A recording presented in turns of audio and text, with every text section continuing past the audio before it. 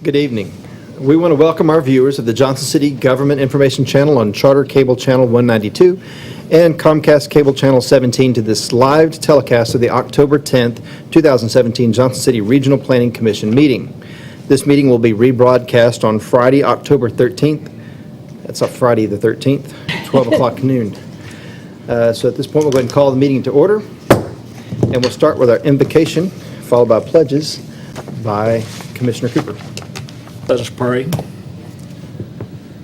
Gracious Lord, bring your spirit and your blessings on all here present tonight, and give us all the wisdom and the courage and the understanding to make decisions that are in the best interest of this community. In Jesus' name we pray. Amen. Please stand and pledge allegiance. I pledge allegiance to the flag of the United States of America and to the republic for which it stands, one nation, under God, indivisible, with liberty and justice for all. The next item on the agenda tonight will be approval of the agenda. We have a motion for approval. So moved. Second. And a second from my esteemed colleague. All in favor, say aye. Aye. Thank you. Agenda approved. We have no unfinished agenda at this point, so we'll move on to new business when we have a number of things to look at tonight. Thank you all for coming. We've got a little bit of work to get through. I know there's a lot of folks here for different reasons, so if you'll bear with us, we'll get through the agenda. The first item will be to consider final subdivision plat for the property on Old Stage Road. If we can have staff present.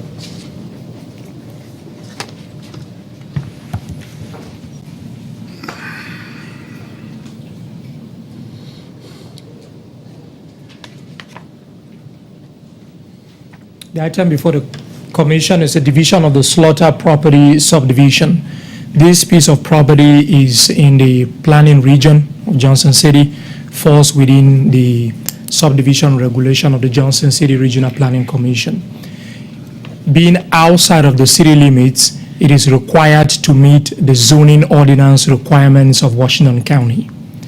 Staff has reviewed this plat. It currently fronts on Old Stage Road, which is already a public street, so street construction is not required. It has water already available within the public right-of-way. The only utility that this piece of property does not have is sewer. The developer is proposing to construct septic for all the 5 lots being proposed. TDEC has reviewed this and has determined that each of the proposed lots meets the requirements for underground surface sewage disposal, 3 bedrooms at most.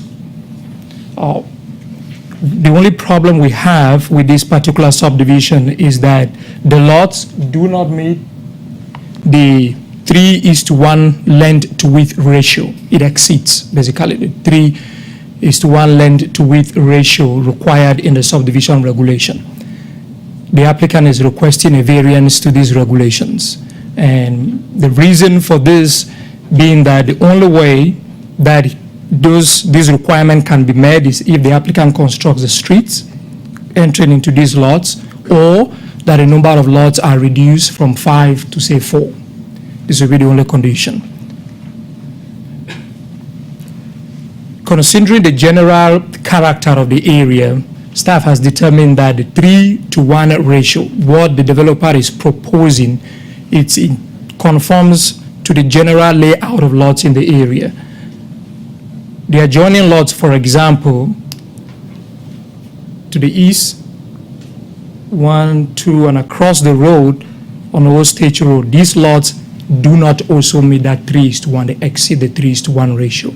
So staff believes that this is a rational request and recommends that the Planning Commission approves this plat as submitted with the granting of this variance.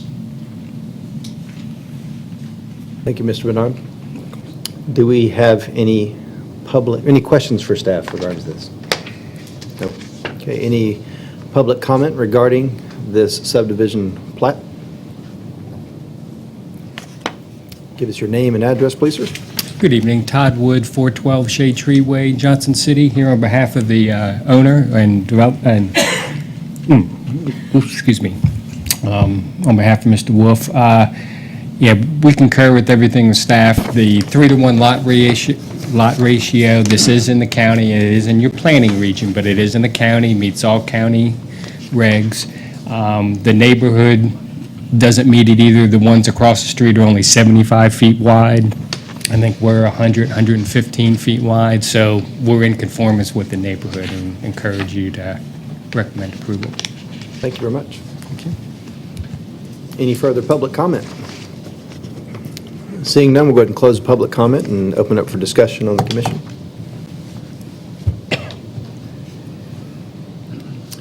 Make a motion to approve. Motion from Commissioner Pavlich and a second from Commissioner Cooper. We'll call the roll. Commissioner Bowe? Yes. Commissioner Cooper? Yes. Commissioner Benedict? Yes. Commissioner Clark? Yes. Commissioner Pavlich? Yes. Commissioner Sandos? Yes. Commissioner Wild? Yes. Chairman Zion? Yes. Okay, next order of business will be to consider the final subdivision plat for the Oaks. Yes. Thank you, Mr. Young. Proposal of a 5-lot, 2.1 acre subdivision. Owner's Larry Sanjid. The zoning will be R2A, which conforms to the rest of the area. The lots do conform to R2A zoning, which is a 12,000 square foot lot. The developers extended Glen Oaks Place to the end and put a cul-de-sac there. All utilities have been installed. Sidewalks have been installed on one side, and there's been a light placed there. There have been some clerical errors or recommended changes on the final plat, and staff recommends approval of the plat contingent upon these clerical issues being taken care of at the time of final submittal. Thank you, Mr. Young. Any questions for staff? When you say clerical, I'm talking about, For instance, the plat says Glen Oaks Drive on it, and it's actually on Glen Oaks Place. Things like that, very small. There needed to be a surveyor stamp on there and signed. The surveyor stamp wasn't on there at the time. Just pretty standard things we have come in. They weren't submitted at the time, but when they bring the final one in to be signed, those will be there. so any motion we make to approve this will be subject to those things occurring, right? Correct. Okay. Thank you. Thank you, sir. Anybody here wishing to speak regarding the final subdivision plat for the Oaks? Okay, seeing no public comment, we'll go ahead and close public comment and open up discussion. Move to approve. Have a motion for approval, second? Second. Second. You can call the roll, please. Commissioner Bowe? Yes. Commissioner Cooper? Yes. Commissioner Benedict? Yes. Commissioner Clark? Yes. Commissioner Pavlich? Yes. Commissioner Sandos? Yes. Commissioner Wild? Yes. Chairman Zion? Yes. Number third item on the agenda will be to consider rezoning at 4835 North Run Street from B4 to RP3. Yes, thank you. Good evening. The item before you is the rezoning at 4835 North Rome Street. It's currently zoned B4 Planned Arterial Business, and they're looking to rezone it to RP3 Planned Residential District. The applicant is proposing to construct 29 single-family homes. This requires a concept plan, which you can see up here. The concept plan does call for a cul-de-sac to be constructed, as well as sidewalks on all sides, including along Suffolk Road. So the Suffolk Road will have sidewalks on either side of it, as well as the Phase 2 cul-de-sac street. We had looked at making the cul-de-sac connect to the T at the end of Suffolk Road, and it was determined that that would not provide enough of a benefit to make it worth trying to get it to connect, considering that there's a considerable up to 15-foot drop-off between the back side of the properties along Suffolk Road and then where the new development would be taking place. The future land use plan that was adopted, the 2020 land use plan, does designate commercial along the frontage along North Rome Street, but it also calls for residential abutting the backside of that the commercial frontage. So this would be in line with that. The residents that I spoke with, I had 4 or 5 phone calls once they saw the rezoning sign go up near their neighborhood, and they were curious as to what was happening. And when I explained to them that this was a property where the back half was looking to switch from a commercial zone to a residential zone, they were very pleased to hear that. In general, they had concerns that it was zoned residential, was potentially being zoned to commercial, and so they were more relieved than anything to see that it would be residential development. The concept plan shows the 29 lots that are single-family, which are in line with the surrounding neighborhood, which is RP2 across the street and RP3 just to the northwest. So that would be in line with the neighborhood. This came up earlier. The RP3 does allow for multifamily, but the concept plan that is being approved by the Planning Commission and the City Commission is binding. But because it is allowed in that zoning district, they could come back and ask to amend the concept plan if they wanted to have some kind of multifamily element to that. It could be single-family and some multifamily. But they would have to come back to you to change the concept plan and then one additional reading at City Commission if they wanted to make any changes after this was approved. The zoning code does sets the density at 8.5 units per acre. This is about 6 units per acre right here. So the applicant met all the requirements of the concept plan, and staff really found no major issues with it, and so we recommend approval. Thank you, and thank you for touching on some of those points to help clarify what's going on in RP3. Appreciate it. Matt, is that all one piece of property all the way to Yeah. Rome Street? Yep, that's one thing I left out, is that this would be a split zone, single parcel, 2 zonings. And so the portion against Rome Street will remain what? Remain commercial B4. Before. And no plans for that have been brought into this at all. Matt, what's the difference in the zoning between Phase 1 and this, or I'm assuming it's Phase 1 on this far side, the bottom perhaps? Well, what's labeled Phase 1 and Phase 2 on here Yeah. is all part of this concept plan, and it's all the same, RP3. And I think they're just showing the time of construction for them. You've got, the So the street would lots- have to be constructed before the Phase 2 lots could be constructed on. So I think that's what it is. And So are the lots actually larger in this lower section, or is that just? they appear to be roughly the same. I think there maybe are some slight differences, but at this stage, that's what that's what they're proposing. I think there could be some small tweaks, as long as the number of lots and the number of homes doesn't change. When we get into the preliminary plat and that stage of things, I think the details of that would be honed in a little bit more. Thank you. Any further questions for Mr. Manley? Okay, thank you, sir. Go ahead and open up for public comment considering this rezoning.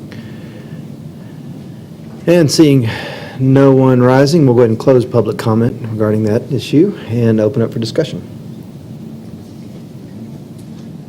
Yeah, well, I'm concerned about the lack of meaningful open space. You've got a bit of open space on the concept plan, but it's very small and very badly located. So you've got very little area for kids or so to play or do some outdoor activity. So.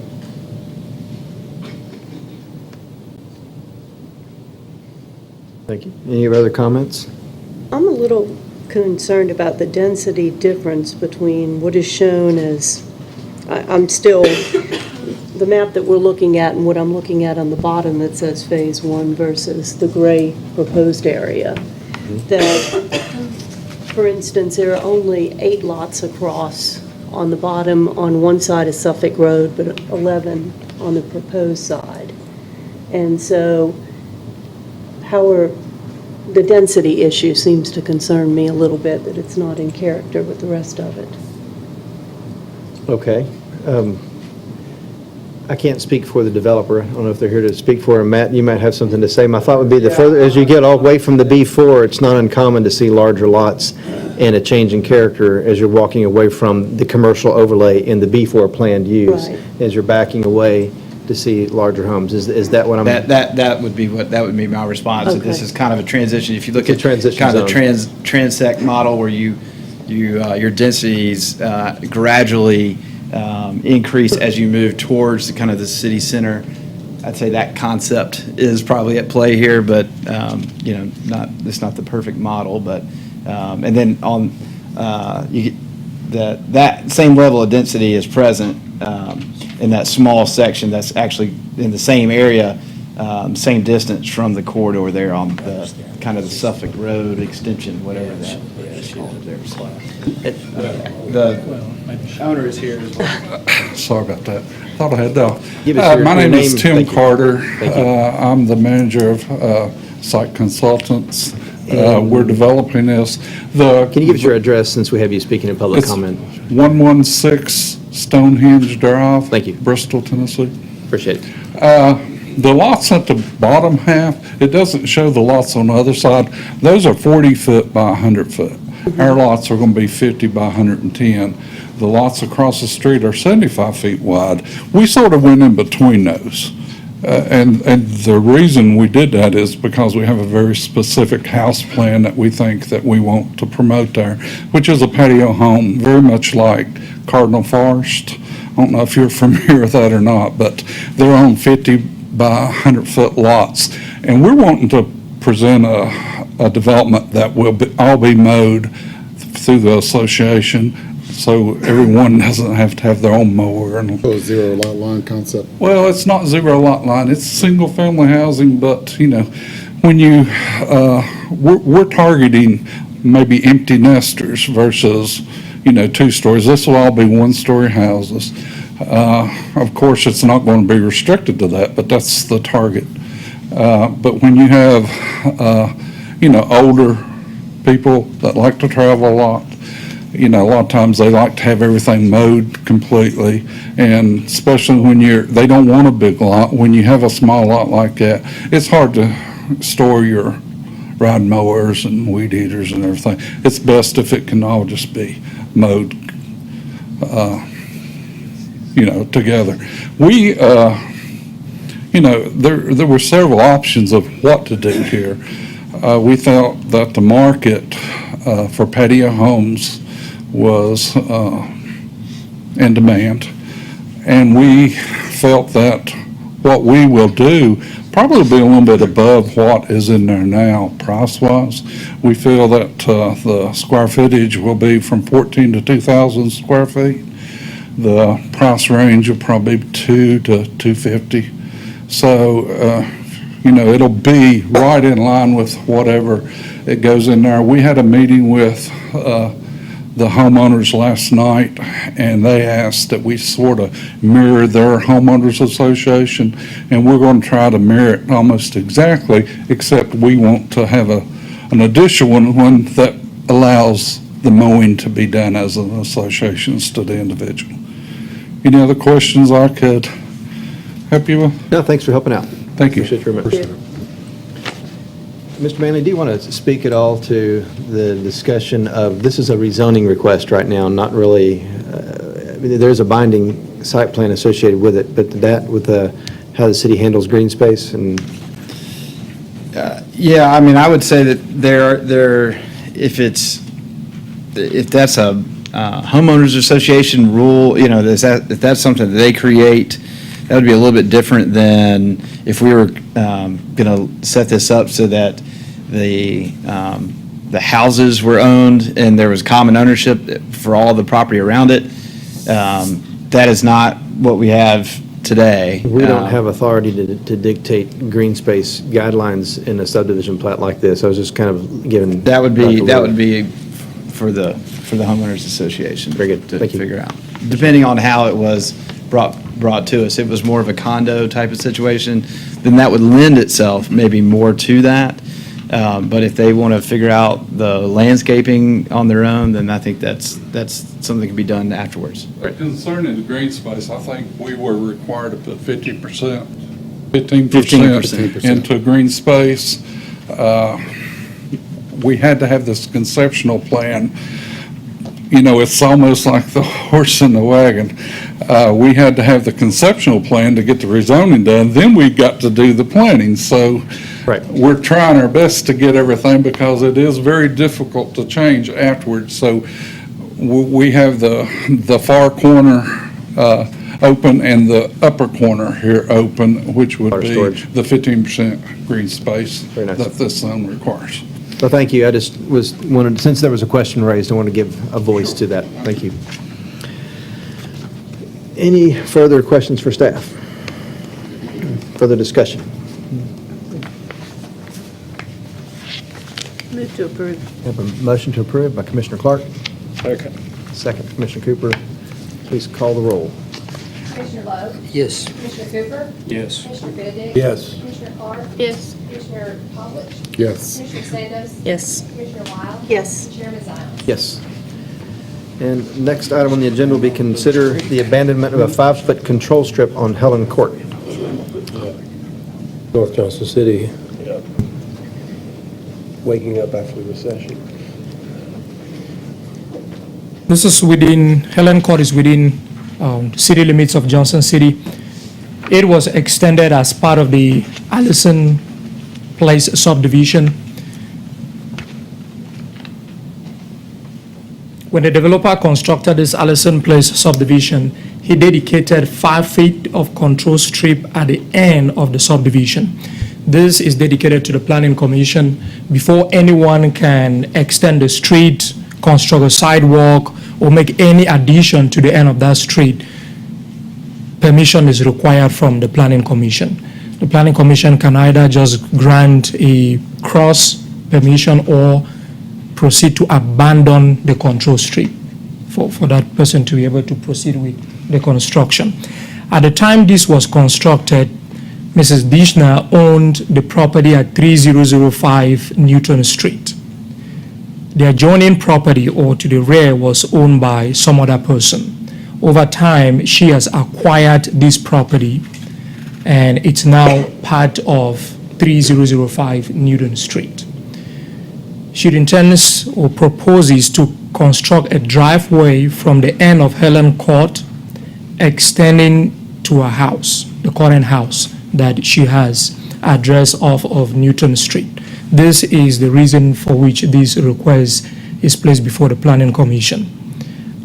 At this moment, we do not have any developer proposing to construct a subdivision on this property that she has acquired. The control strip or the Helen Court can only be extended to her property alone. There is no other property that it can go through or can be extended into. For this reason, there are no utilities at the end of Helen Court or within this control strip. For this reason, staff is recommending that the Planning Commission abandon this control strip and grant her access so she can be able to construct the driveway. If in future this piece of property is sold to some other person before and that developer wants to construct extending Helen Court into this piece of property, a preliminary plat will be required.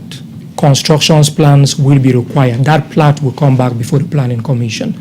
So really, the Planning Commission is not totally abandoning whatever may happen at the end of that street, you know. So staff is recommending that the control strip be abandoned. And thanks for explaining that. I just wanted to point that out, that we had a control strip abandonment come up a couple of months ago, and in which case we maintained the control strip but allowed a privilege for someone to go ahead and construct a driveway.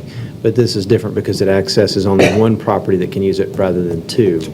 And so there was more uncertainty as to what could happen there, and we didn't have control over it. So therefore, we kept it. In the other case, this case would be different. It's a nuance. But in case that was important to someone, I wanted to explain that. Thank you. Any questions for staff? But we could just do the same as we did before. We is that certainly correct? I mean, that is an option. Yes. And pros and cons to maintaining control? There is some cost to the property owner if the city, in both cases, there's going to be cost to Mrs. Dishna because she will have to produce a plat of this property, taking out that control street, because it's currently written on the plat recorded with the register of deeds that there is a 5-foot control street in this area. With the decision that the planning commission makes today, that plat would have to be changed, taking out that language. If the control strip is maintained, there is really, I really don't think of any advantage that it really gives us in this case. I really don't think of any, except for grading, maybe stormwater. Does it make it cheaper for her? It Does she have really, to- does she still there's have to really no replat? significant, there's really no significant, Make it cheaper for her? no. I mean, okay. No, it doesn't. She may not have thought about that if we can make it easier on her. It doesn't. Once government make it easy for her. Either cases, she will still need a plat. Either right. cases. Thanks. Thank you. Welcome, sir. Any further questions for staff? Anybody wishing to speak publicly regarding this issue? And seeing none, we'll go ahead and open it for discussion and motions. I move we approve it. Second. Okay, motion to approve the abandonment. Correct. There you go. Commissioner Lowe? Yes. Commissioner Cooper? Yes. Commissioner Bennett? Yes. Commissioner Clark? Yes. Commissioner Pollitt? Yes. Commissioner Sanders? Yes. Commissioner Wild? Yes. Chairman Zion? Yes. Fifth item on the agenda is consider Isaac's annexation of Harbor Approach and Oliver Approach. Thank you, Mr. Young. Yes. We're looking at a 14-acre area here. The petitioner is proposing to create 23 new lots with single-family homes on those lots. The estimated population of the to be annexed area would be 54 with a school age population of 8. The school district they'd be going to would be Lake Ridge, and the zoning would be R2A, low-density residential. Although what they're showing right here would meet the criteria if they were to bring in a preliminary plat later on. They're going to extend Harbor Approach and connect it with Oliver Approach to make a continuous flow of traffic there.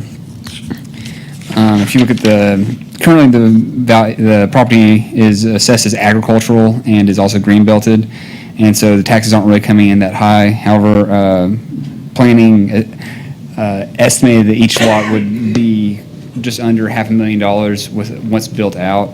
To bring in, it would equate to a property tax increase of $48,000 to the city. Staff recommends approval of the annexation. Thank you, Mr. Young. Any questions? Thank you. Do we have anybody here wishing to speak regarding the annexation? Seeing none, we'll go ahead and close and open for discussion again. Oh, somebody's coming. Yay, please. I was looking for someone to stand. I'm Jonathan Lewis, 798 Summer Sound Road, Piney Flats, Tennessee. Thank you. And I'm here representing the owner-developer, just if you have any questions. Thank you, sir. All right. Close comment and open for discussion. Move to approve. Have a movement to approve. Second. Commissioner Wild, and a second. Ms. Clark. Commissioner Lowe? Yes. Commissioner Cooper? Yes. Commissioner Benedict? Yes. Commissioner Clark? Yes. Commissioner Pollitt? Yes. Commissioner Sanders? Yes. Commissioner Wild? Yes. And Chairman Zion? Yes. So our next item on the agenda is to consider the street renaming recommendation from the Martin Luther King Task Force. Yes, sir. Good evening. The commission is requested to rename West and East King Street to Martin Luther King Avenue. Currently, King Street begins at Elm Street and ends at West Watauga Avenue. The request is recommended by the appointed MLK Task Force, and there are 12 properties presently addressed on this portion of the property, or on the roadway. And those property owners have been notified about the meeting tonight. We also had several meetings by the task force in the last 3 months. There was a lot of time spent on considering a list of streets and roads, and the task force discussed and actually had a community input meeting as well over at the Memorial Park Community Center to community input on 3 streets of interest. And the task force considered those and voted to recommend King Street as the renaming with conditions. It needs to be a package deal, and there was discussions that it included, and it was coupled with renaming King Commons Park, the Martin Luther King Jr. Park, allowing the statue in the park to honor Dr. Martin Luther King, pursue signage on the interstate to increase visibility of this corridor, allow the commemorative plaques or monuments along the corridor for historical and educational purposes, and to keep the task force intact, to raise awareness of this area and build a community input and fundraisers to try to honor, commemorate Dr. Martin Luther King. Also, I wanted to show a walkthrough that we had. We had a task force walkthrough. Anyone was invited, and we did a video to show the corridor, just so you can see out there. And of course, there's King Commons Park there currently, and just wanted to. Thank you. Thanks.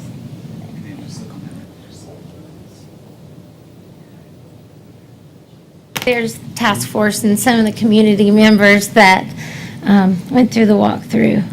I'm just going to let this play so everybody can watch.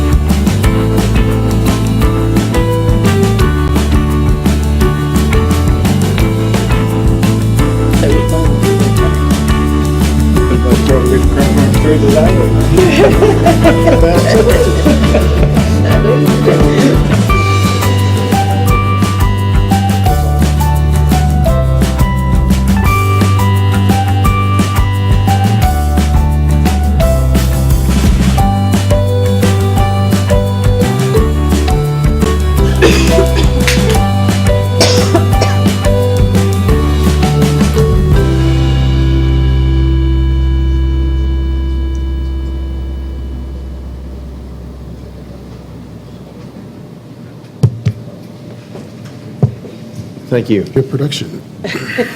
Like the tune. Snappy. Our IT department did a fabulous job of putting that together for us. We did ask Mike Cummins to come and talk as far as the vision of the task force and what the vision could be, and I've asked him to come and speak, and Thank you. And as chairman of the task force, I'd like to take a moment to thank everyone who was a member of the task force. There was a lot of time and a lot of discussion, a lot of effort and energy put into it, and everybody did a fantastic job, and we really, really appreciate it. And I think that the task force came up with something that in the end, the city is going to be real proud of. But that's my take on it, having worked on it for a number of months. And Mike, you've been involved with this for quite a while. If you don't mind giving us your understanding of what this package deal looks like. Sure, no problem. Well, and sometimes times past, we've started doing a little work in some years ago trying to figure out, how to make the community a little bit more inclusive to all people, socioeconomically, whether that be workforce development, things of that nature, and also introducing the spirit of what Dr. King was doing for the country as a whole. If you look at Johnson City right now, obviously there is not strong representation for the city for the African American community, whether that be in business sector or whether it be in workforce sector. So part of this vision is to also make the African American community very visible, and also the socioeconomic piece of it ties into that too as well, and the educational piece. Coming off of I-26, it gives an opportunity for people when they're driving through to know that the city is about diversity. Actually, what that does is it helps company as a whole relocate maybe to this city, and it actually helps the economic standard as a whole. So, especially with diversity being a buzzword nowadays for most companies.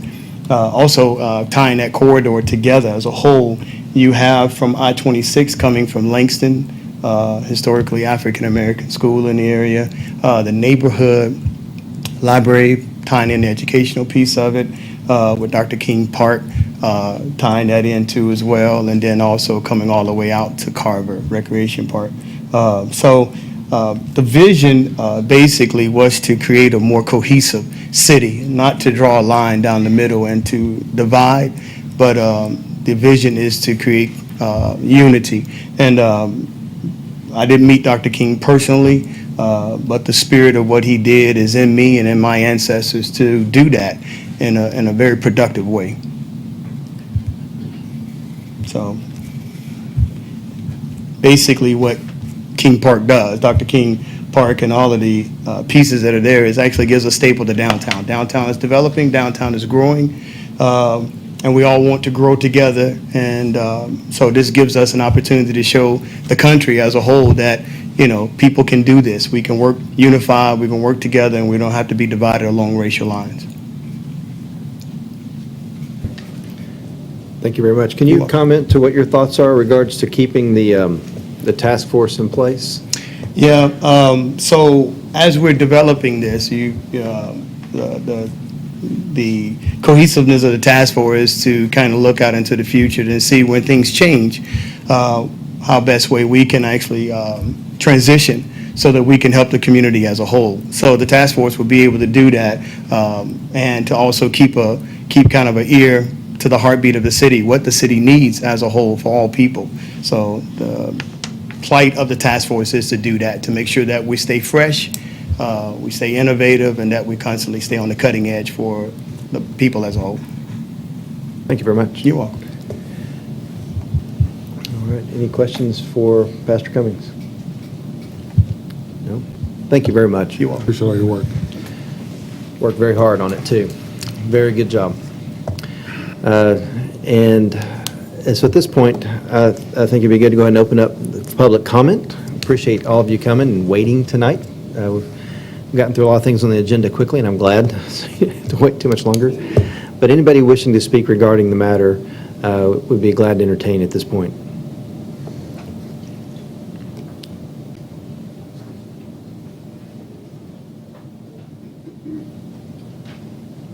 Good afternoon. My name's Angelo Newman, Jr., and I live at 2026 East Oakland Avenue. And I've lived in this town all my life, and I served on the board of the welding for 23 years for the city. And there's been a lot of different emotions, mixed emotions about, that decision that was made on September 26th. And it's been, about choosing King Street as renaming for Dr. Martin Luther King. And that street's not a real well-traveled street. It's not a visible street. And a lot of people don't even know where it is. So I'm recommending, well, I'm not recommending, we're recommending that you table this and reconsider it, so we can regroup and more people can get involved in it, more the members, community members get involved in it and have some input in it. So we ask them that, reconsider this, because it's not what we want. That's all I got to say. Thank you. Thank you. Do I have others wishing to speak?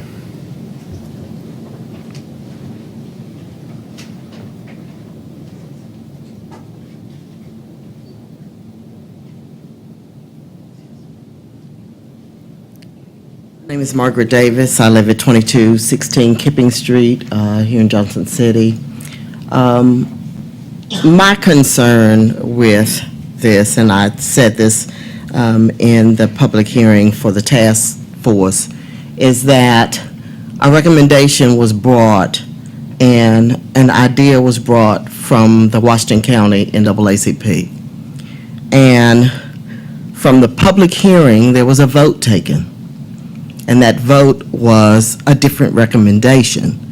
And I was disappointed in the task force deciding that the vote and the public comments were not merited enough to go with that.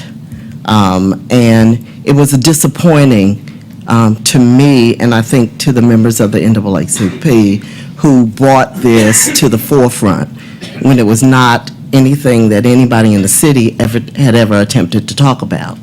And I think that I'm with Mr. Newman that at this point we need to go back to the drawing table, because there is an undertone and a sense from the community that their wishes and their desires were not considered from the task force standpoint. And I think there are several people here that feel the same way.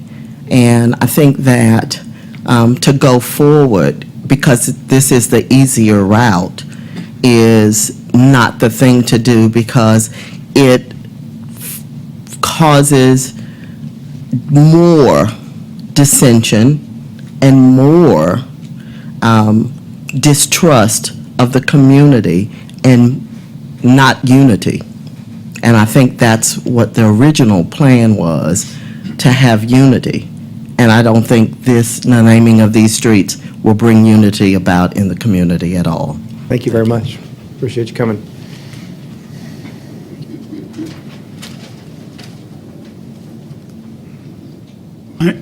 Excuse me, my name is Edward Wolf. I live at 1103 Miller Drive, Jonesboro, Tennessee.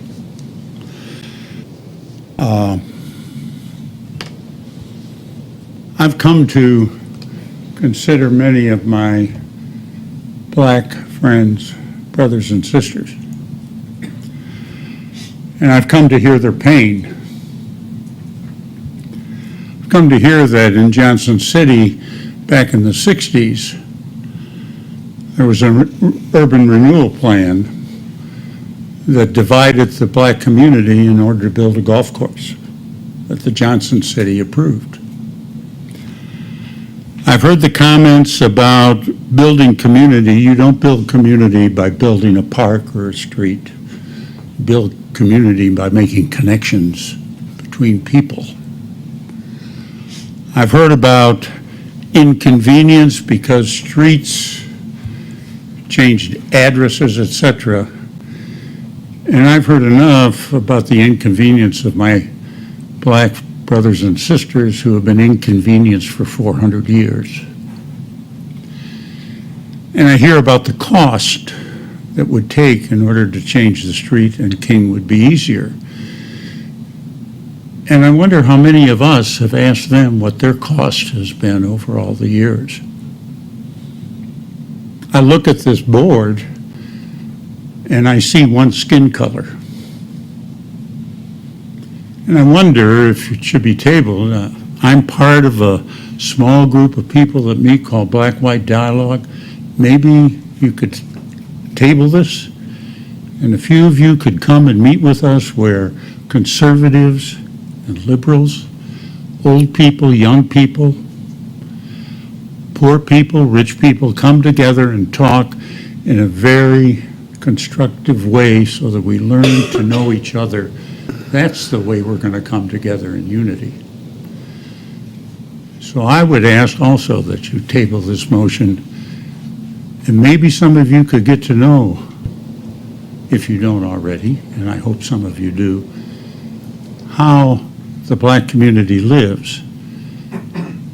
I've heard enough about the promises of what that community would be. Ask them how many promises have been made to them that have never been fulfilled. There's distrust, there's anger, there is frustration, and a sense that they don't matter. And I heard the prayer today, we are all created in God's image. And I think we need to recognize that we're all together in this. Thank you. Thank you. I appreciate the comments, and I really do. Obviously, there's a lot of heartfelt passion and concern and hurt and mistrust, and we've seen that in the task force for the last 3 months. I've listened. Just want to tell you that as a chair, as being involved in this process, and I just wanted to take this moment to say that I think we recognize that, and I think our task force recognizes that and understands that, and the point being that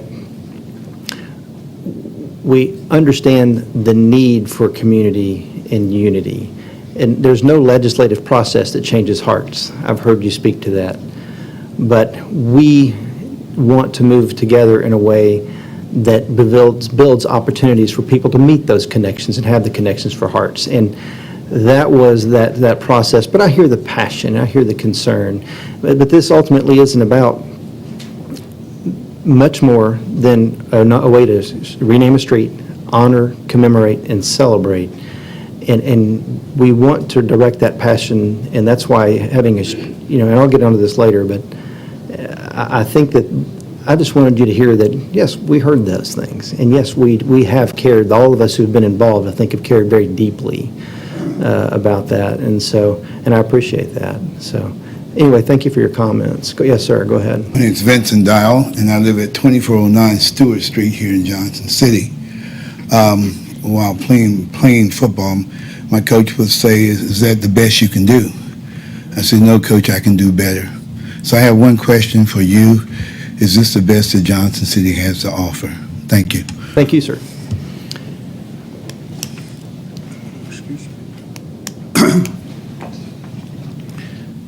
We live in a complicated world, challenging. Can I get your name and address, please, sir? Reverend C.H. Charlton, Johnson City, Tennessee. Good. Okay. We find ourselves in challenges at times, but we have to become victorious instead of victims. And we have to find ourselves seeing life as it is. I often think about a friend of mine in Virginia. His little boy was about 9 years old, and And his daddy got mad at his buddy, one of his high school friends. And he says, "Daddy, you said you loved him." I said, yeah, I did. He said, "Well, you talked about him like you didn't care." He said, "What did he do? Did he just differ with you?" Well, he explained to his son that he had a challenge with that. But I want you, just as we think about this, we're all from one source. If you're going to say something just that laid on the ground and was born, or if you're going to talk about this was humanity and this was animals, we all came from, and I believe this in God's word, we all came from Adam and Eve. By virtue of that fact, we're saying we're all close. We're in the same family. Somebody may say, "Well, I don't agree." That's your right. You have a right to do that. But let's spend some time, individually and collectively, asking God for direction and let Him handle situations like that. I think about when I look at Dr. King, it would have been awful had he not come out. It would have been awful. But God used him, and I'm not saying I don't worship Dr. King. I worship the Lord God. But the thing is, in the midst of all of it, we know whose children we really are. And we know our family, humanity. God bless you. I think that's easy to agree with everything you said. Thank you very much.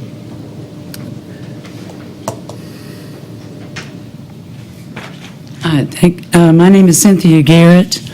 I live at 133 Gilliam Lane in Johnson City. Thank you. This is a last-minute thing for me, too, but I feel so strongly about it.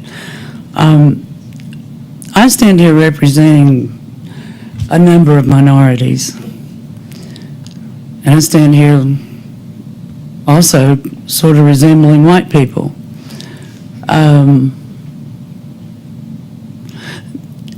When I first got involved in this issue, it was in 2004, I was told at that point, when I was asking about the ridiculousness of what was happening, I was told at that point that this had been going on for about 20 years. Now, that was in 2004.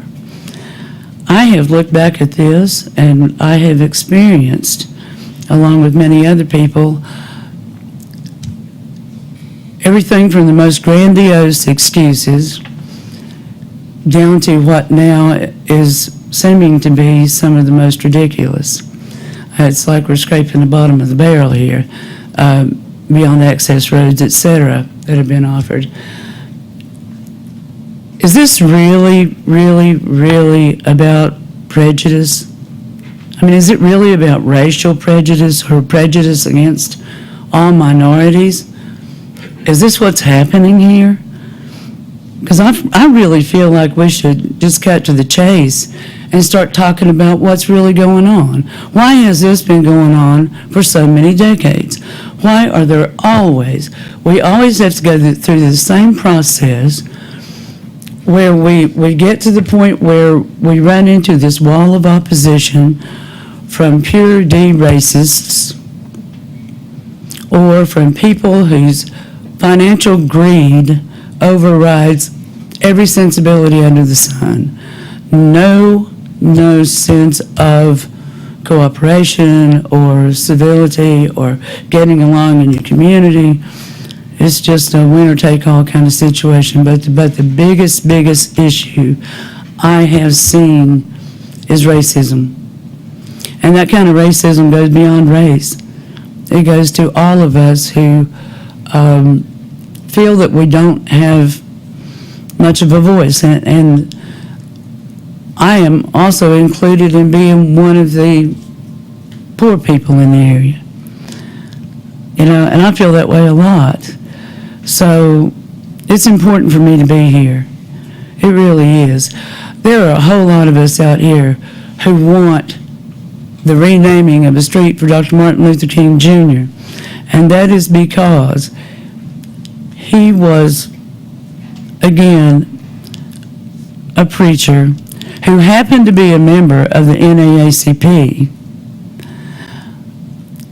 and who happen to be backed by a whole lot of people, black, white, and other, beyond the NAACP, who was a very strong voice. There were a whole lot of us out there then, and there's a whole lot of us out here now. And we are pretty fed up with racism and prejudice of every kind. And this is the big example of it for Johnson City. I feel shame and disgust and anger beyond belief every time I think about this kind of thing, especially this issue right here, because it's such a shining example. We may be the only city left in this nation who does not have a street named after Dr. King. I do not understand why. Now, I can say this from the standpoint that it is one because of my faith. It is one because of the minorities that I am part of, and also the majority that I happen to be part of, and my history, and my experience in this nation and in this Tri-Cities area.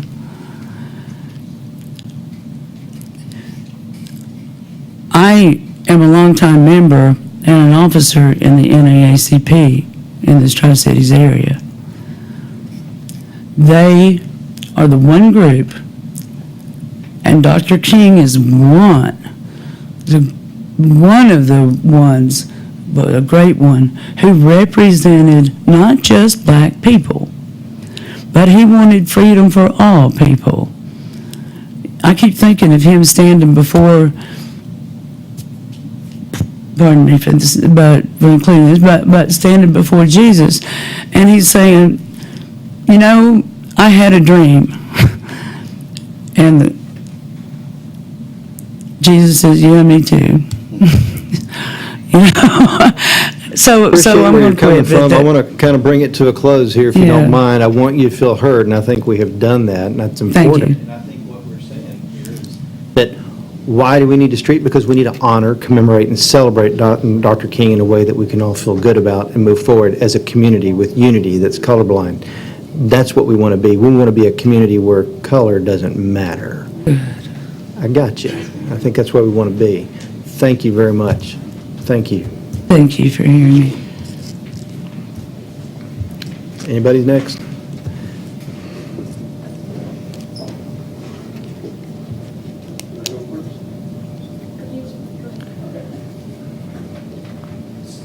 Dan Bolton, 5426 Canova Court in Kingsport, Tennessee. Leah? Same address. Dan and Leah, okay. And so we had prepared some statements here, but I think a lot of the words that have been spoken today are kind of where we reflect. We are the owners of Quantum Leap on 117 East King Street. So for us, one of the things that we want to say against this is that for financial reasons, it's going to be difficult for us to change the name of the street. We'd have to invest a lot of money in advertising, change all of our billboards, change our business cards, flyers, and so forth. And that is an inconvenience for us, and we understand that. And that's on us. But one of the things we think it's also important is really liking some of the ideas with the renaming the park, statues, finding ways to commemorate Martin Luther King Jr. However, we do feel that King Street may not be the fairest of streets because we're already fighting a crime issue in that area. And so as we turn around and as we have lots of different studies that show that Martin Luther King Jr. avenues and streets and drives tend to be in higher crime areas.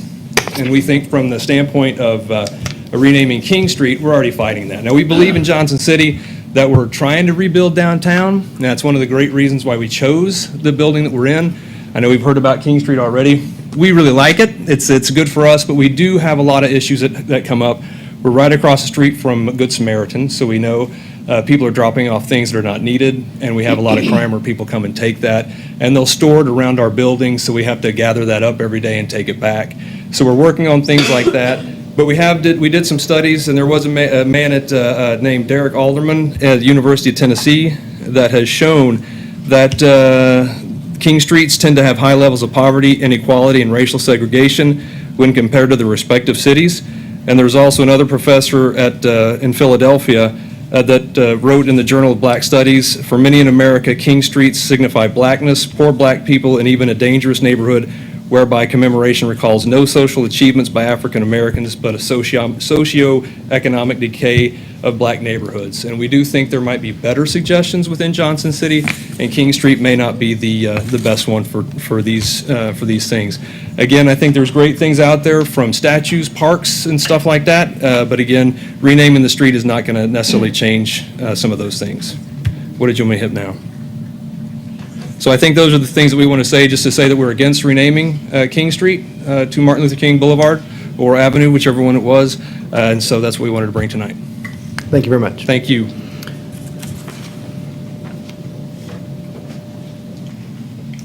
Good evening. My name is Teresa Akins. I live at 1775 Todd Drive. I'm a active member of NAACP. And it's been about 20 years ago that we started trying to get a street named Martin Luther King. And we have not been able to get it.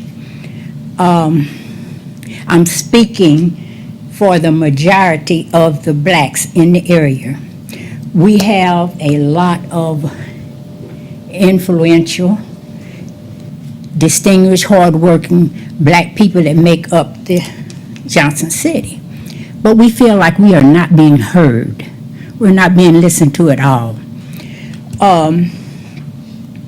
We walked the street, and one thing that you may not have gathered from what Cynthia was saying, and we asked people whether they would approve of having their street address changed or not. We chose quite a few streets, and we walked them, and we tried, but we were not successful. And for that reason, we feel like we're not being heard. The gentleman who came up, from my understanding, I don't really have his name, he was at the last meeting.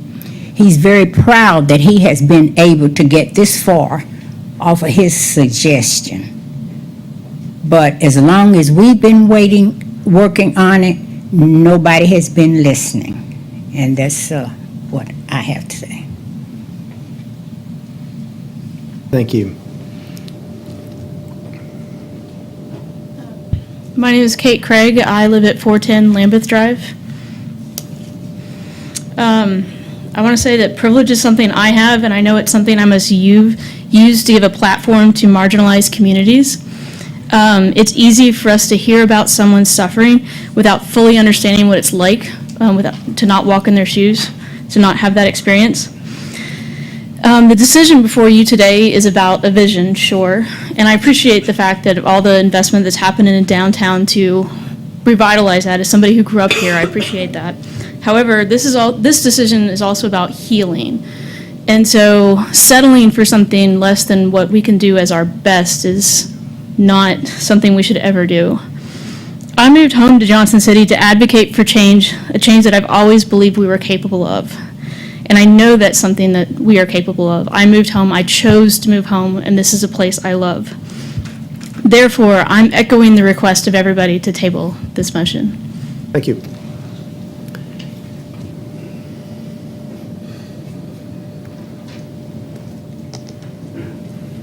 Good evening. My name is Kenneth Bonner. I've only been a resident of Johnson City for 5 years. I'm from Knoxville, Tennessee.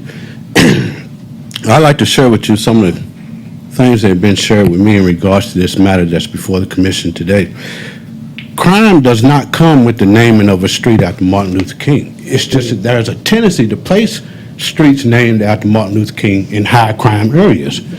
And that is the concern of the larger community.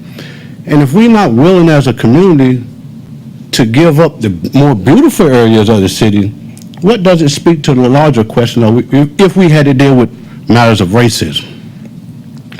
If you looked at that thing as we all did, there were brick walls all along it. And just to put this in short form, King Street was going to be named King Street either way it went. So you're not really giving up anything. And you start from one end of the street, you had, I think it was Lanston High School, and ended at Carver Recreation Center, here goes this tendency again, just to make it a black thing. And we're speaking in terms of community, but we're trying to push this in a certain area where homelessness is, drug sales, prostitution, and then these things are attached to it. Now in Knoxville, the biggest concern was this. Here we go again, trying to put Martin Luther King in just the black neighborhood, high crime areas. The city came to a compromise. If you go back and you research the history of that, the initial proposal was, it used to be McCullough Avenue. The initial proposal was to start right at the 5 Points area and end right there at what used to be Vine Junior High School. But the city said, okay, we'll compromise. We'll stretch it a little bit farther on out to one end to the downtown area. Still yet, there are a lot of unsatisfied community members in Knoxville. As long as Martin Luther King Boulevard has been in Knoxville, there are still people dissatisfied about that. Now, I'm not trying to stand up here and play the devil's advocate, but what I am trying to say, and I hope you will seriously consider, is that that community wasn't given a voice. By the time everything started rolling and took place, only a few people knew about it because there was no big PR effort. Last meeting I was here at the Planning Commission, I think it was the 9/11 people had voiced opposition to one of the streets, but yet they didn't find it important enough to even be at the meeting to voice their opposition. And so what does that say to the community? We oppose something, but yet we don't feel it important enough for us to be there to voice our opposition to it? So I'm asking you, as a 5-year resident of Johnson City, get a community a voice. Table it. Go back and get a community a voice. That's all I'm trying to say. Thank you. Thank you for your time. Next. Good evening. My name is Brian Lozon. I live in Jonesboro, and I'm a 3-year resident here of the Tri-City area. I'm the commander of the American Legion down the street a little bit, and I represent our members. One of the things I've noticed in my 36 years that I was in the military, traveling throughout a number of states and communities, is, yes, a lot of the streets named for Martin Luther King and John Fitzgerald Kennedy and others are really not the most attractive areas in those cities. And perhaps 10 and 15 years after the name went up and the sign became tattered or rusted a little bit, it still looked kind of worn and run down. Strangely enough, even in Berlin or in Heidelberg, Germany, those names were put on asphalt or up on roads, and whether there were a lot of business or there was a school nearby or a park, as time goes and it's underutilized and the community doesn't improve on it and maintain it, perhaps they're run down. I would say that the decision that we make, or I'm sorry, the decision that you make and the city council makes, it needs to be one that we can all be proud of 15 and 20 years from now, not just the immediate time. So whether the decision is made to take this King Street and improve on that area and make it usable and that the community uses it, if that decision is made or another decision is made, it's important that we can all be proud and you and I can tell our grandchildren, or maybe my great-grandchildren, that this is something that we did here and we did it right the first time around. Thank you. Thank you very much.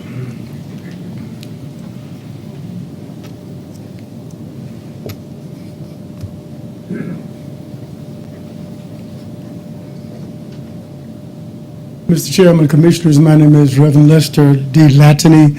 I live at 208 Alder Tree Boulevard here in Johnson City, pastor of the New Jerusalem Baptist Church here in Johnson City.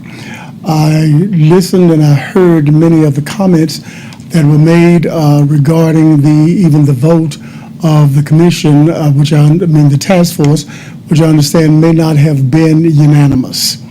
Because of that, and the suggestions and recommendations that were also made by several other community groups that might ask that this be tabled at the time so that opportunity might again be given so that all those who are concerned about how this will be a reflection in Johnson City of how we consider the work of someone of the magnitude of Dr. Martin Luther King Jr.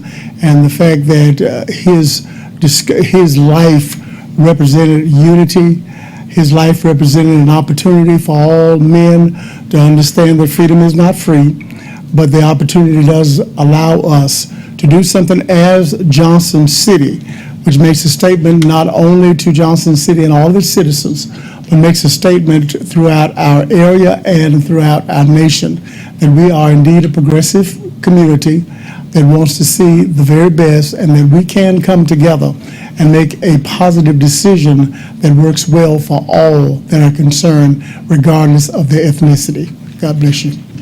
Thank you for your time. Do we have further folks wishing to speak? I'm usually seeing someone stand by now, not seeing anybody stand yet. All right. We'll go ahead and close public comment, but before we go on, I want to thank, again, the members of the task force to help come together to give a decision to us, which was a 4-3 decision for the recommendation that made to this body that staff presented today. I also want to thank every one of you who spoke. And your commission hears you. Everybody here I know hears. And what your thoughts are very important to us. So I just wanted to thank you. I think that now is the time for us to go ahead and have a discussion amongst ourselves. I'd like to take a moment as the chair and also as the chairman of the task force and the chairman of this body to speak to the recommendation at hand and answer some of the questions that were brought up. I've heard this option that we're advocating for to rename King Street after Martin Luther King Jr. described as ugly, complicated. It's now been associated with crime or inequality or segregation and even called a black thing. I don't think any of that could be, frankly, farther from the truth for what it is or what it can be or what it should be. No, you can't legislate hearts. You can't do that. But this is an area that it's not just convenient, it's not a backwater. This whole entire process hasn't been in the spirit to do that. Only a street renaming and walking away from this would be a slap in the face of the NAACP and anybody else who's been wishing to commemorate, honor, and celebrate Dr. King. And that's specifically why we haven't done it that way. So I understand the fear and the concern and the distrust there, but that is not what this option represents. This option takes advantage of the rebirth of a community that's happening right now, that's substantially backed by your city commission. You can see that on that street. There are parts of it that are ugly, and there are parts of it that are beautiful. The new park is beautiful. The amphitheater is already functional. There is an option there. This option is not a street sign that you drive past and never involve yourself in again. The option here, and the beauty of it, is that it provides a place for community. That's where people make connections. When you have a task force that stays behind here and says, we're going to stand behind this, we're going to make this beautiful, we're going to make it for all people. Color doesn't matter here. We're here to learn. I want this park 30 years to go, from now to be a place that's not only frequented, but needed. Why would it be needed? It would be needed because it needs to teach people why there was ever a need for civil rights organizations, why there was ever a need to make sure that we fight for folks of minorities or different races or different creeds. The time for that is past in our country, and in our discussion as a community, as a nation regarding race relationships is abysmal at this point. It needs to be completely colorblind. When I'm not here as a commissioner, I'm functioning as a surgeon in the community. And just like Ben Carson would say, when you make an incision, there's no change. God made us all after his own image, and that's it. And there's beauty and honor in that. So those are my thoughts on it. Moving forward, though, this promotes having a task force, having a place that we're going to work together, promotes ownership, it promotes unity, and it promotes community. No, it's not perfect yet. That's why it needs a task force to keep working for it. It does need educational plaques. It needs an opportunity for people to have visibility to come down and enjoy Johnson City the way that we do together, and celebrate Johnson City the way that we do together, raise money for this area the way that we do together. One of the things I don't like about street renamings, and I like it even less after having gone through this process, and I don't think that people intend it this way, but renaming a streets with insistence upon visibility and prominence is not altogether lovely, because it insists on me above others. It insists on my project is more important than yours. That's why I want the big street and not this. That's why I don't think street renaming in general is a good idea. You immediately told the person whose street was named after him that it wasn't good enough. And it's okay to impose it on other people. That's why it's important for us to have a street renaming policy that brings the community together. What potentially makes this excellent is that this is a place where we do finally come together. There's 20 years of people who've been working for that. Let's not put a sign up and walk away. Let's put up a commission, a task force, an educational corridor, and move forward where community lives there together. I think it's absurd to say that community occurs on the street because you change the name of it. No way. Let's have a street there now. Let's have a street there a year from now, 5 years from now, where there's less crime. It's more beautiful, and there's more community because we have a group of people coming together to create community. To me, that's much more honoring, it's celebrating, and it is living out the dream. And I can think of no better way to commemorate and honor a civil rights leader who wasn't there just for people of one race. He was there to correct an unrighteous moment. And having 3 months that we have taken is not like 20 years that many folks in this room have worked. I get it. But having 3 months to think about that rather than simply rejecting State of Franklin and walking away at the meeting in June when we had that. Because that could have been something that a commission who didn't care could have done. But that's not what this commission did. It did form a task force, and it did listen. And I think it's wiser, in my opinion, to move forward together in community. If we have fear that this won't work, you better believe it. We better all get behind it and make sure that it works. I think we have a lot of buy-in from our city commission moving forward already. And so that's my explanation and my kickoff to discussion on this and why I would support the Martin Luther King Avenue.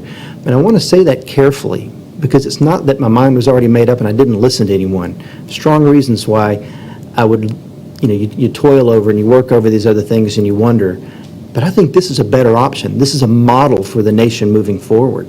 This brings people together, and I would have no problem standing before this if this is successful on any news organization, on any world platform, and telling them, look what we did. Come visit our city and see how we live together. And that's something that I think is honoring and glorifying to God.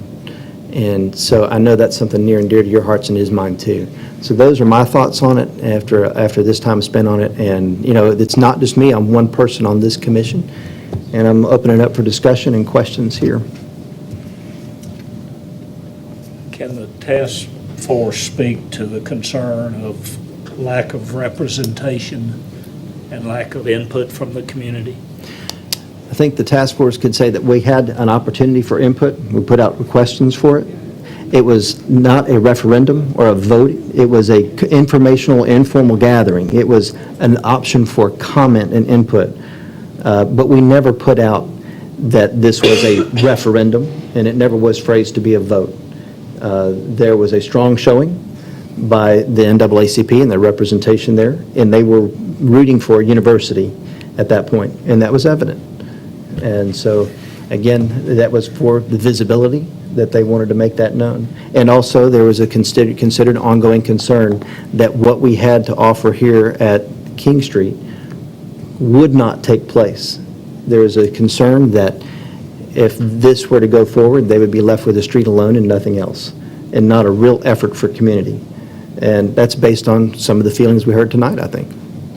Can we call for a show of hands from those that spoke tonight of whether or not you were aware of the public hearing and whether or not you were there? I get the sense that you might not have, for whatever reason, been made aware of the magnitude of this plan or the details of this plan. How many of you all were aware of and came to the meeting, public meeting?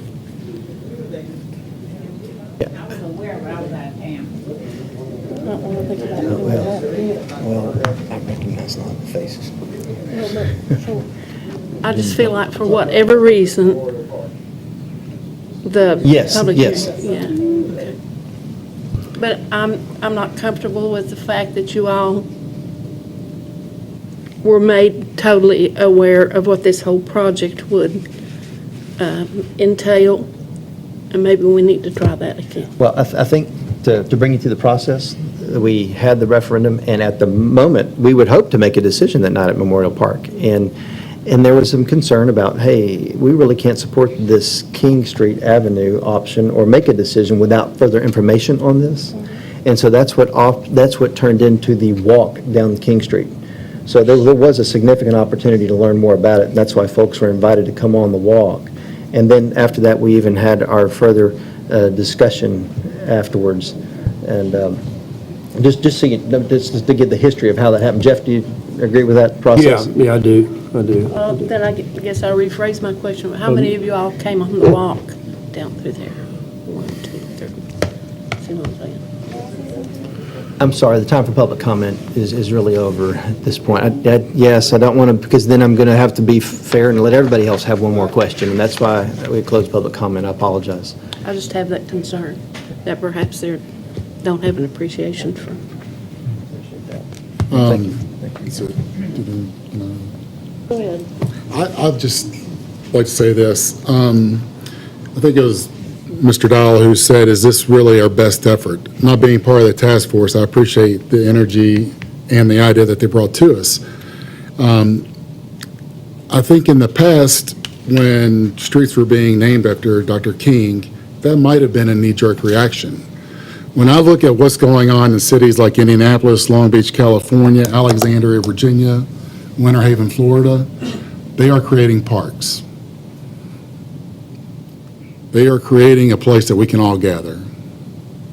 Music, culturally, religious, being able to have freedom of speech. All those things are going on in these parks, and it's an opportunity to come together. And I'll just mimic your statement when you said, who here has had a road bring them together? I understand it's always been done. It's always had a name for a road. If we could create a park and some sort of, I guess we were in Idaho Falls last week, and we saw a commemorative trail. It was all educational, and it was a beautiful walking trail, and it was maintained by the city. And I got more out of that than ever going to Atlanta and getting on the MLK. But those are my comments. But I appreciate everyone's energy and your input today. And I just ask for the people who have worked on this diligently for so many years. I'm not saying this is the right idea or a wrong idea, but be open to ideas, because that's what we're wanting to be open to all ideas, and I really appreciate this one. I'm hearing passion from both sides, and I'm very new to this board, and I'm also relatively new to the city, so unfortunately I'm not familiar with 20 years ago what happened in Johnson City or anything else. I've only been lucky enough to live here for the past 10, and I have friends of every race, creed, nationality, and we all embrace one another, and I think that's what's wonderful about this town. I hear the passion of the commissioner of the task force. I hear the passion of the people that are speaking here, and it's a little difficult for me to reconcile that I'm hearing so many people asking us to table this vote tonight and not proceed forward with it, but I'm not sure that there is the better option out there. That's what I haven't heard from everybody else. I've heard the request, please table this, please hear us. I'm seeing the signs, please hear me. But from what has been presented to us and from everything I've learned about what the task force has done and the way they made the decisions and what I think is a tremendous proposal that they're putting forth, I'm not seeing the alternative suggestion other than let's go rename a more highly visible street that comes with its own set of difficulties. And, we've discussed some of those among the commission. It's disappointing that we don't have some other people to address those here tonight. But I'd like to, in order for me to be able to say, yes, we should table this, I need to hear a better option. And I haven't heard that really presented. I feel like this is the best option, and there has been lot of time and effort and study that's gone into it to come up with this proposal, and I want everybody to be comfortable with it. I don't want anybody to feel like, well, here's just the commission shoving it down people's throats again. I really don't want that to happen, but I'm not hearing the alternative. Thank you very much. And Commissioner perhaps Sanders? the option that has been presented is the best option, given that we're doing something or we have the opportunity to do something that's taking it a step above what a lot of the other cities that we see are doing. We are going above and beyond to create a place that not just has a road, but it has something that everybody in the community can get behind, and that everybody in the community should get behind, so that we can create something that everybody else in the world and the country can look at and say, they're doing something really special there, and we all have the opportunity to be a part of that. So I think that perhaps this is the best option. Yeah, I don't know if it's the best option from everybody's perspective. I agree. But it may be the only option. Vince, you asked, is this the best we can do? I'm afraid it might be. I served on this task force, and I got into it primarily because, I got into it specifically because I had a sense from some people in the community that this city was incapable of naming anything after Martin Luther King. That just was not something that we could do. So I wanted to serve on it to make sure that that occurred. When we looked at the options, and you've got to look at the politics of these things too, many of the streets that were being offered had problems with them, whether it was complaints from 911, whether it was because there were a slew of residents on there, what have you. Those kinds of things affect the city commission and their willingness to vote on these things. So we were on the task force and we went through all these streets, and I said, well, if you go down to King Street and you put it on some backwater down there, then you've just reconfirmed the worst feelings that a lot of members of this community, including some people right here tonight, have about naming this street and about the city's feelings about them. And I said, I will not support that without the other parts of this going on, without the effort to tie this into a corridor between Carver and Langston, without having a park named after Dr. King, without having a statue there, without having a task force that continues on to make a difference in that street. I said, I won't do it.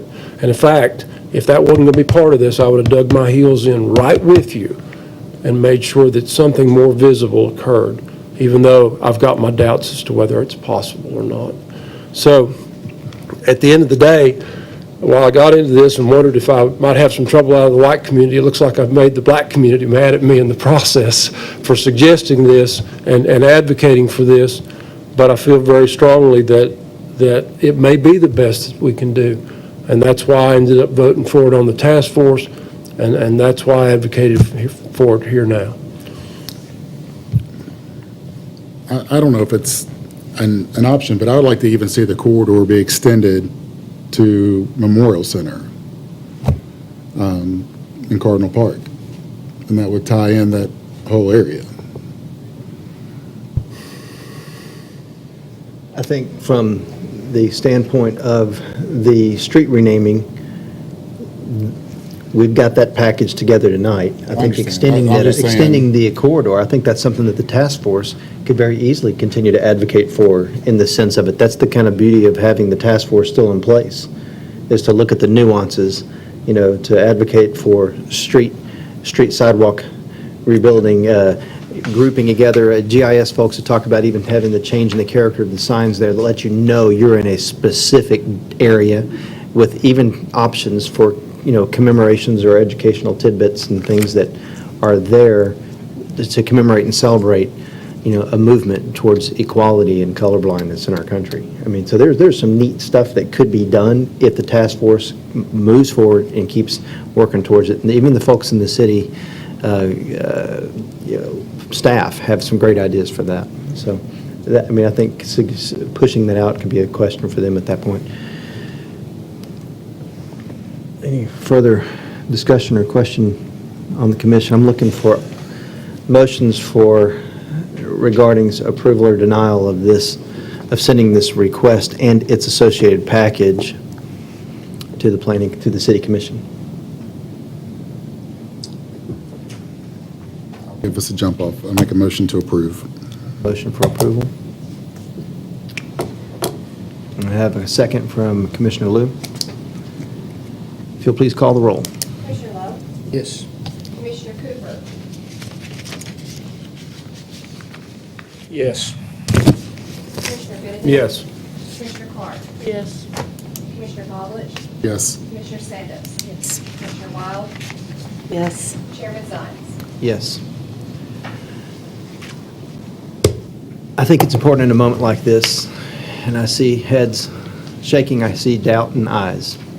So my challenge is to the community is this, that this is an opportunity for us to take responsibility and live together well and strongly.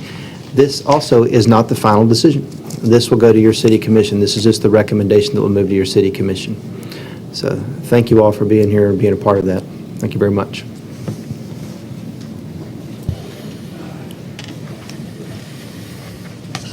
Okay, we have one more item on the agenda. We'll let everybody file out. Does anybody need a glass of water?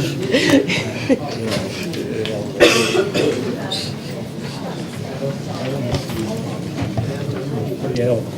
But he's been involved. He said that is the advantage he has. Even if he left me with this thing, I would have been dead in the water.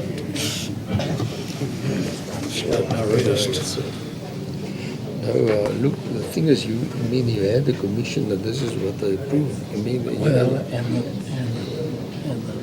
NAACP was represented on that commission. Yeah, look, what if it was me? I would have said, no, we don't rename streets, finished.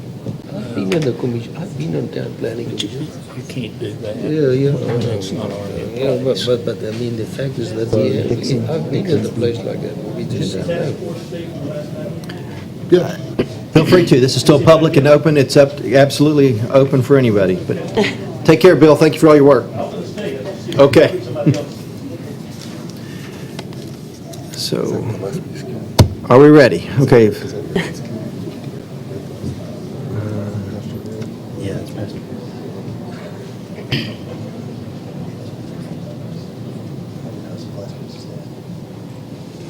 If it is, it's Okay, the last item on our agenda tonight is to look at the policy of Johnson City renaming of streets. Policy. When the task force was created to examine this, to consider this request for renaming a street in honor of Dr. Martin Luther King, one challenge that we had was finding a guideline, something we could rely on that can serve as a kind of a guide to work on as far as this particular task is concerned, and something that can also be used in future. The City Commission was also having a couple of discussions on whether streets renaming should be totally eliminated from the city. We basically had two things in front of us. The option of totally doing away with any street renaming request, whether initiated by staff or initiated by the public, or establishing something, a standardized procedure, something that can inform the city's decision whenever we have these kinds of requests. Staff took into consideration a number of things that are going on in other cities and decided that it would be important that we present these two options before the City Commission. But to do that, we have to work on a policy and present to the City Commission, and then they can make a decision on what route they want to take. So the policy that the Commission will be considering tonight to recommend to the City Commission for approval includes a number of elements. The purpose is to standardize the entire process for renaming streets. We have a policy in the city for renaming objects, things like buildings, but we don't have anything dealing with streets. We have in our subdivision regulations guidelines for naming new streets, like in subdivisions, but we don't have anything for changing the name of a street to some other street. So this policy is intended to standardize that process and also to inform the city, ensure that there is fairness. Whenever we have these requests, we can say, we have gone through this number of items. We believe that if you meet these conditions, then you're worth being listened to. This is the purpose of this particular policy. It has a number of definitions in it, like when we say the major street, what are we talking about? A private street, what are we talking about? The planning commission, the legislative body, all these are defined inside the policy. It also covers the administration of the policy. Who is in charge of administering this policy? That is placed in the hands of the Director of Development Services or the designee. We have principles put inside this policy that are intended to inform the city's decision. One of it is the authority. Tennessee law grants to this, basically kind of reserves to the city commission, the legislative body of the city, the authority to rename streets. That is reserved to the city commission. But we've also had situations where in some cities, the city commission can delegate that power to the planning commission. As a matter of fact, I was able to find in the records where some cities in Johnson City have just been named by the planning commission. So it's important that we have that clearly in the record. If the city commission chooses to go down that route, then let them officially, pass a resolution saying we're giving to the Johnson City Regional Planning Commission the authority to be the final, to have the final say when it comes to the renaming of streets. This policy takes care of that. It will also involve, we name streets when there is a need to do so, and it's important that we minimize the cost to the city when we're renaming streets. We don't want a situation where anybody just gets up and say, hey, I don't like the streets, can you change it? What's the need? Why are we changing it? That needs to be taken into consideration. We want to make sure that there is citizens' participation. It should be a community effort. If we have to rename a street, it's important that we engage those who may be affected by that renaming. So these are the three main principles that this policy is built around. The policy also involves a ranking process. Basically, in making a decision, what are the various elements that we're going to consider? Give them different importance. The first, if it's discriminatory.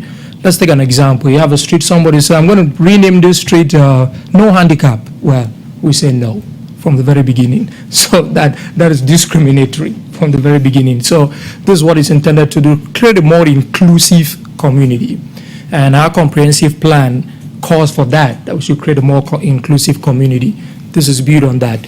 We want to encourage public safety and the delivery of services. If you're proposing the name of a street that is going to bring more confusion, if you call 911, 911 does not know where to go, then we're going to start thinking, hey, maybe this is not the route we want to take.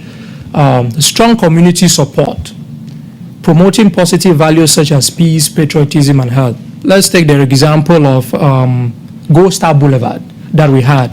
If that were named, just say one road, and somebody say, hey, can we change this and name it Gold Star Boulevard? That would be something that is promoting patriotism. We can encourage that. What is the historical significance of that particular proposal that you're bringing forward? And the economic impact. It is common to have a situation where business owners want to change the name of a street for their businesses, for business interests. That is not always the best thing to do because it creates that competition for resources that we're talking about, and we want to avoid that kind of a situation. That's why it comes right at the bottom of the rank. The two main procedures established in the policy or proposed in the policy for approving streets. First, administered administratively, initiated administratively. This can be by staff, by 911.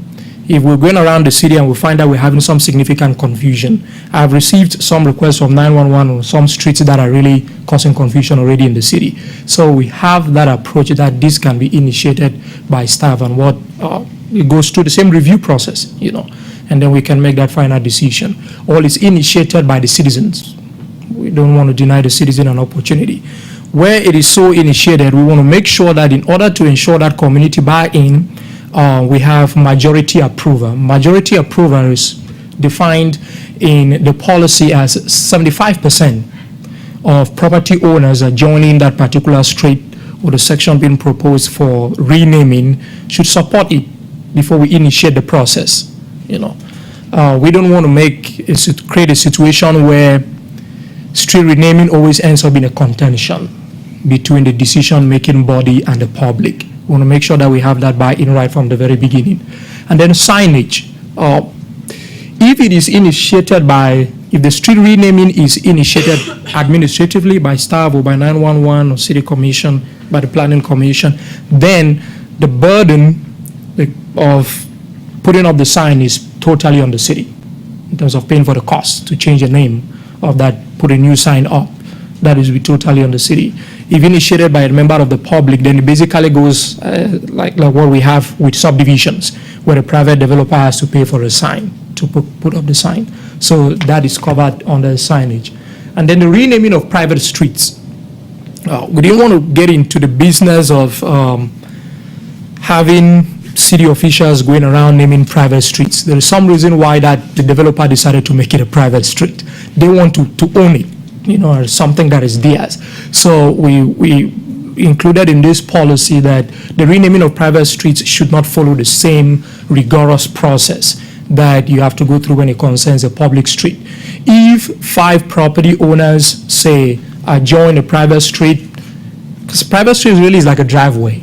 If they say, we want our road changed, our homeowner association, we want to change the name of this thing, then it should be a very easy process to just go through, initiate it, you know, go to 911. If 911 says the name proposed is okay, doesn't duplicate some other name in the city, then that can be approved administratively.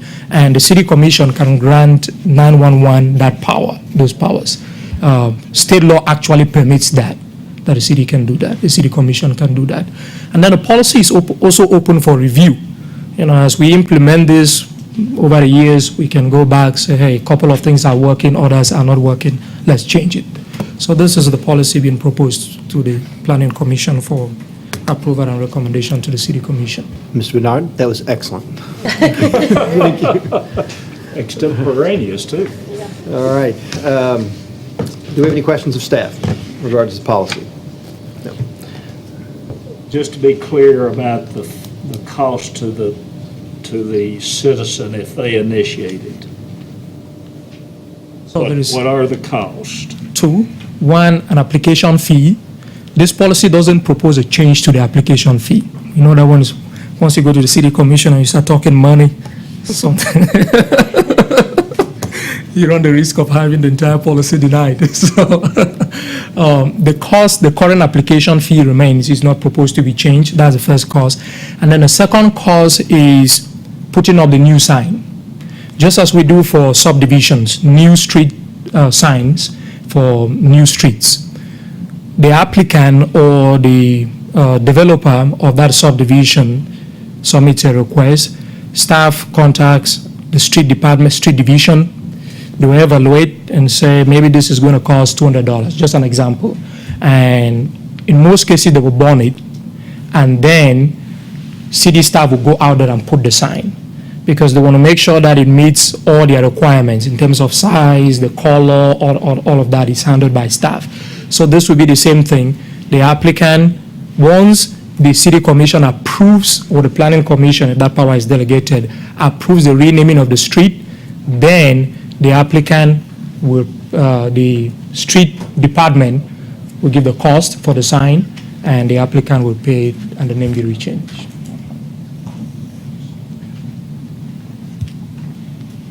Public comment? Please come on up. Yeah. Bill Coleman, 1004 Whitley Wood Drive. I probably should have emailed this to Angie, but my one question, I went through this, we talk about the definitions of 4.3 is majority property owners, and 2 other places we talk about the 75% approval. I would just suggest that in the policy, we have a template for the petition or the application that we submit to property owners to get their go or no-go on it. I'll give you one quick example. Thank you. I was going to ask for one. In the matter we just finished, my personal, on that task force, my personal first recommendation was Elm Street. again, prejudice toward Langston and bringing traffic out front in front of it. But I was told that the property owners didn't approve. Who are the property owners? How many? When did we survey them? Can I see it? Fair point. So that's all I'm asking, that there be a template that shows the signatures of the property owners involved. No, basically, if we're going to require that you have property owners involved in order to submit a fulfilled application, we're just asking that the application would elucidate who that is and how that process works and facilitate you obtaining it. Thank you. Can that be created by GIS, Angie? Yes, that's what I was going to suggest. We had just had a meeting recently, and I think it would be our best interest, and I don't know if it's required to put in the policy, but we had said that if something comes up of this nature, that we would print out the list of addresses along that street. So, you know, the applicant or the potential applicant can go door to door, get signatures, and give them the wording that we need in order to be comfortable with moving forward with we can make it part of the application form. I think it would be per se. important. Some people, when they get signatures, don't know what they're signing for, Girl Scout cookies, who knows what. And put it So on every would- page, yes. This is the street that's being renamed for XYZ. You know, and here's the address, and have each one of them signed off. That would make more sense. Right. Very I good. agree. Is there, do we need to make that as an addendum to this? Would that be as far as our recommendation and how we would go through that process, or? My suggestion would be just as staff, if the policy is approved, we'll put an application form together and an instructions, and that way it can be associated with the policy, Just but I common don't think sense. that, yeah, Okay. common sense. Very good. Thank you, Angie. Reverend Vincent Dow, I'm 249 Stewart Street here in Johnson City, Tennessee. This is for a point of clarification and understanding and literacy on my part. This is the first time, do we have a renaming policy already in place here at the city? No, that's what we're bringing about. We have an option to do it, but no guiding policy. So that's one of the problems that we had, and as we went through this process of dealing with wanting to decide how to best rename a street in honor of Dr. King, we realized we didn't have any guiding policies of how to look at that, because we didn't have citizen-requested street renamings occur very often. So this is going to get us to Kansas, right? No, Okay. I don't, this isn't going to apply to what's going on right now. Right. That's why I just want a point of literacy and understanding. If we had a policy, to could avoid some of the miscommunication. It would have just given everybody clarity that everybody understands that there's not a capricious way that you make a decision about a street renaming, that you really have a set of guidelines and hurdles to clear. And that way, I think it would reduce some of the concerns or suspicions through the application or adjudication process of whether or not you're going to rename a street or not, so. Yeah, because if an instrument like this had been in place, maybe the dialogue would have been a little different. Thank you for the clarification. Thank you, sir. Okay, we'll close public comment and discussion. I just want to say that I think it's important, if we're going to have a process like, if we're going to allow people to have citizen-requested street renamings, that we need to have a policy for it to guide our discussion. It keeps it fair, and it keeps it right, I think. Now, if we don't have a policy, then I think you just say we don't have citizen-requested street renaming, and to me, I think it's a reasonable request to entertain street renamings, and it should be guarded, and it'd be an option for our citizenry to do. I don't think we simply just get away with the option, but I think currently having a process in place with no guidelines is really just a danger or a potential trap. So I think moving forward with a policy like this, the staff's put together, is a good idea. I'd like to move we approve it. Second. We have a motion and a second. Please call the roll. Call the roll. Commissioner Love? Yes. Commissioner Cooper? Yes. Commissioner Benedict? Yes. Commissioner Clark? Yes. Commissioner Pavlich? Yes. Commissioner Sandus? Yes. Commissioner Wild? Yes. And Chairman Zion? Yes.